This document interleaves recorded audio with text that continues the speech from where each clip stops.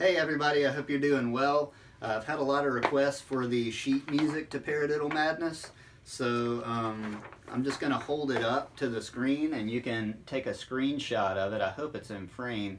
I'm completely kidding. I am going to post a PDF to this in a Google Drive, and I'm going to put a link to that Google Drive file in the description box to this video on YouTube. So you should be able to go in, highlight that, copy it, paste it in your web browser URL, and be able to download that PDF. So there you go. I hope y'all enjoy. But I also wanted to share a backstory about this, and then at the end of the video I'll kind of go into some like tips and tricks on how to work on this thing, how to kind of chain these things together, and just things to look out for. So going back to the backstory, this whole thing was really the idea of a guy named Danny Wells. So a little bit about Danny. He's from Sugar Land, Texas.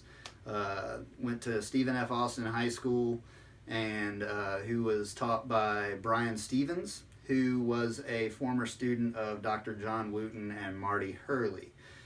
So that's kind of that lineage there through Danny. So Danny and I met in 2003 at a summer camp at the University of Southern Mississippi called Summer Drumming at Southern Miss, and that's run by Dr. John Wooten. So Danny was actually the rudiment king at the camp that summer. He beat me out because I did not alternate my rhythmic-cues. So everybody make sure you're alternating your rhythmic-cues, okay? So he was the rudiment king. That's all I really knew of him at that point. We didn't talk over the camp or anything. But then in the fall of '04, we were actually roommates at the University of Southern Mississippi together. So we would be, just chilling out in the dorm room, eating pizza and watching Star Trek or something, and he'd always have his pad on his lap, just like going to town. And I called the drumming that he did imaginary drumming, because to me it was just so fast and complex that I didn't know what he was playing. There was no way I could imagine playing what he was doing in real life. So I just said, I just called it imaginary drumming. And I was talking to him about it one day. I was just like, man, how do you do this and how do you do that? And his advice to me was like, okay, pick like a thing or a skill type or something, and just try to break it down, get really good at it, and do something that's like weird that like not a lot of people do. So then when you play it for them, they'll think that it's like, you're just like the best drummer ever, but really all you did was like break something down and do it slow and, put all the work into it to make it to where like you're the only person that could really play it.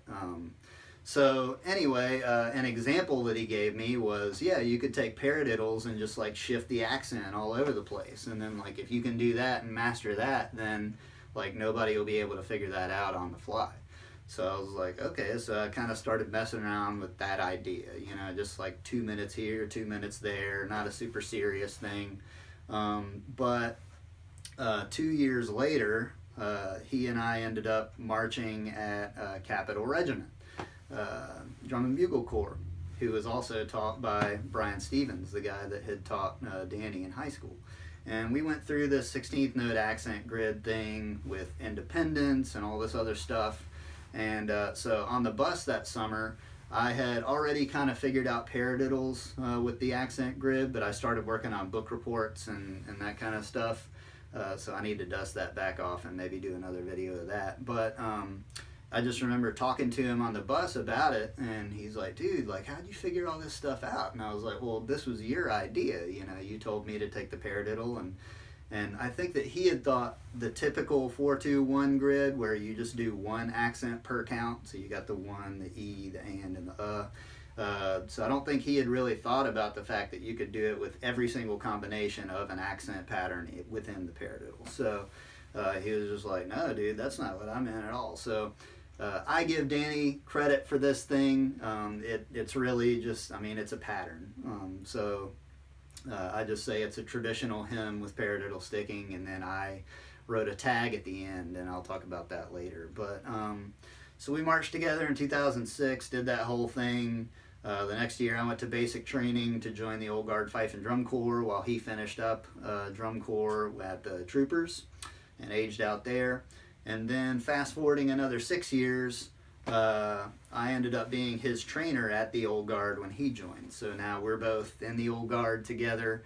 And the Paradiddle Madness thing I actually had to write out at that point. It had all just kind of been stirring up in my head before, so I wrote it out so that I could use that as part of the training process. And I found it to be a really good exercise for not only like just working out like a Moller stroke or just working out like all wrist bucks or something like that, but it for our purposes, we used it to mix the different ideas of leading with the bead on some things and Moller motion with other things. So, you know, on this one, I tried to use the Moller upstroke for the upstrokes, and then everything else is pretty lead with the bead.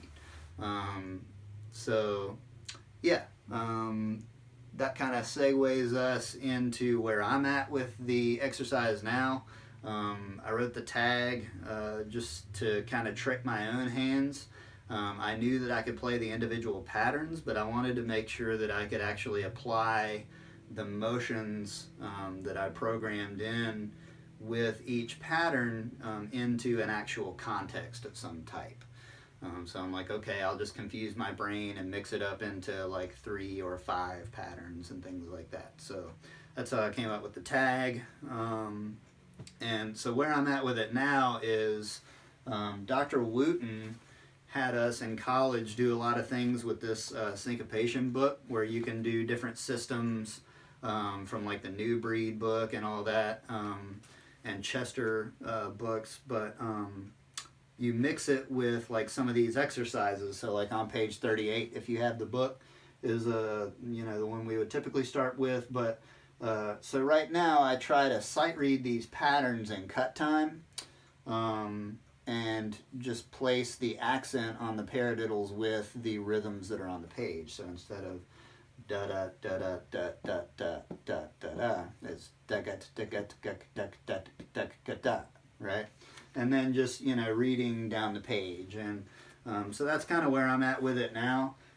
Just to kind of check and make sure that I don't just program these motions in for an exercise, but that I can actually approach real music with the same type of flow that I'm really going for and that I wrote the exercise to do.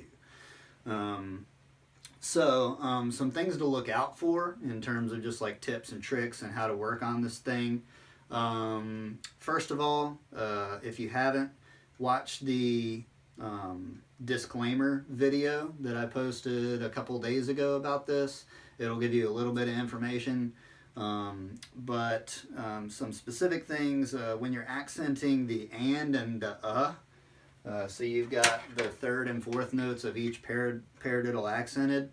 What I see from a lot of people is that they'll short the sound of the so it'll be like a really strong and then the rebound only goes to like halfway, and then it, you know, is just kind of a weak so like a kind of thing. At least what I go for is to try to get the same accent sound across all of the motions. So you want to make sure and give that and as full a rebound as you can so that you can come back down for the and get a nice full sound on it. So that's one thing that I've noticed. When you accent only the also the same kind of thing. I think if you'll notice when I play it, I don't get the accent all the way up to the same height as the other accents, but that's because it's what I say, an inverted motion. It's like a upstroke into like an immediate downstroke, usually. So with that one, because of that type of a motion, it gets a harsher, sharper sound anyway. The stick is moving very fast in order to do that because of the fast upstroke nature. So you don't have to bring the stick as high to get the same sound. So if you're going for the same sound on the you shouldn't short the sound like a lot of people do because of the motion, but you also shouldn't try to necessarily get it to the same stick height, because then you would actually be accenting that one louder than the other accents. So the it's okay to not bring it all the way up, as long as the sound that you're getting is consistent with the other accents. When you're accenting from the E to the next downbeat, so like on pattern 7, you got 1E, 2E, 1E, 2E, right? That E needs to float up to get that next downbeat, especially in the tag. When you start having the patterns that type of emotion would be used, I see a lot of people downstroking that E before going into the next downbeat when they put it in that musical context. So make sure that it's not only getting rebounded when you do pattern 7, but that it also translates to when you actually put it into the context of the tag. Don't downstroke that E. When you go from the of the count to the E, and then to like the next downbeat, like when you go from pattern 6 to 7, so you got right, you've got that quick upstroke to get the that last of the left hand, but then it needs to rebound in order to play the next E, but then that one needs to rebound into the next downbeat. So that's another one that people typically start to downstroke the last something like that, when making that transition. So that should be a sharp upstroke into a rebound stroke. And when I do that, I lift the hand for the upstroke, but then as soon as that potential energy turns into kinetic energy, I try to keep the hand down and turn the wrist and go straight into a lead with the bead for the other accents after that. So the whole idea is like, don't put unnecessary downstrokes in there. So if you're not practicing looking at a mirror or filming yourself and observing that, those might be good tools for you to use to make sure that you're not playing this tense, because the idea is that it should look very easy. In terms of just rehearsal tips for how to break this down, obviously check out the videos where it breaks each individual pattern down slowly, and do that. So you do one note at a time, focused on whether it's an up or a down or whatever, and then get the entire like 4 counts of each pattern down in a row. And you know, if you can't play it 4 times in a row correctly, then you can't really play it. So make sure that you're working with something consistent and that you don't just get it right like once and then you move on. So what I'll do is do 4 counts of a pattern, and I always end with an accent. So even if I'm doing like pattern 2, I'll go, right? And that's just for consistency to always end with an accent for me.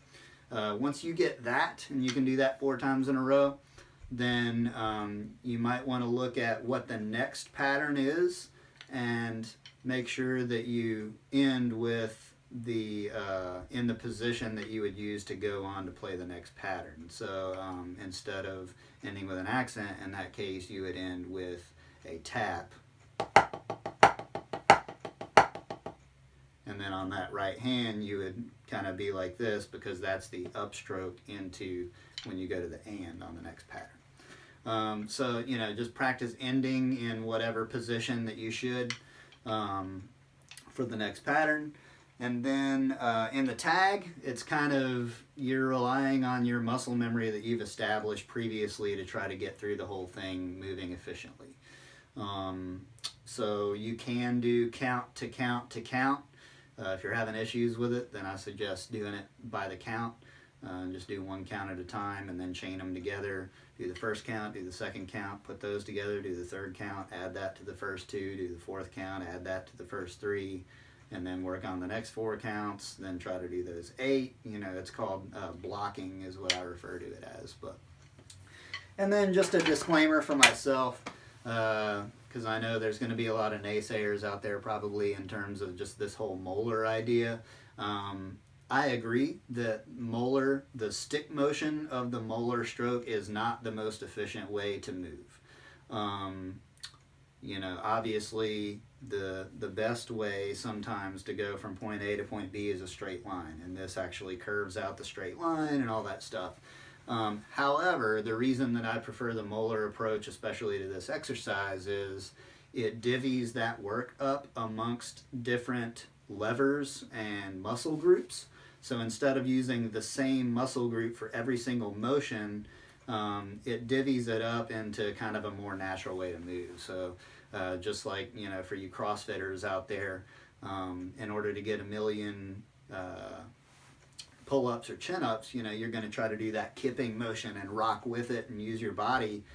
You're not just going to go, you know, like your typical traditional stuff, you know. And the reason is it uses that potential and kinetic energy in different ways and divvies up the muscle groups to make it easier so that you can focus more on power and endurance rather than just like speed or doing short bursts. So yeah, it's not the most efficient way to move, but it does pay dividends in terms of divvying that workload up and being able to do it for a long time. So anyway, very wordy, I know, but I just figured y'all might want some backstory to this thing and then just some tips and tricks. So hope everybody's doing well again, and yeah, feel free to subscribe.